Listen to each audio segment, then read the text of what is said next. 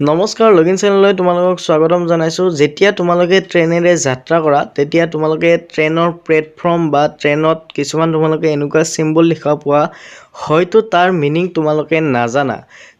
ৰেলৰ প্লেটফৰ্মত এনেকুৱা ধৰণৰ স্কুৱেৰ সাইজৰ সিম্বল কিয় দিয়া থাকে?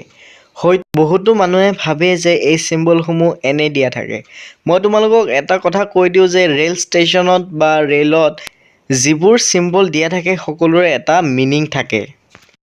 এই স্কুৱেৰ সাইজৰ সিম্বলটো কি হয় জনাৰ আগতে মই তোমালোকক দুষাৰমান কথা কৈ দিওঁ যে ইণ্ডিয়ান ৰেলৱে ফিজিকেল হেণ্ডিকেপ মানুহবোৰক বেছিকৈ ধ্যান দিয়ে, যাতে এই মানুহবোৰৰ অহা যোৱা কৰাত যাত্ৰা কৰাত যাতে কোনো ধৰণৰ ক্ষতি নহয়।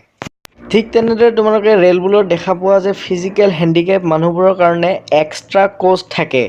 ঠিক তেনেদৰে মই তোমালোকক কৈ দিওঁ যে এই স্কুৱেৰ সাইজৰ সিম্বলবোৰ কিয় দিয়া থাকে।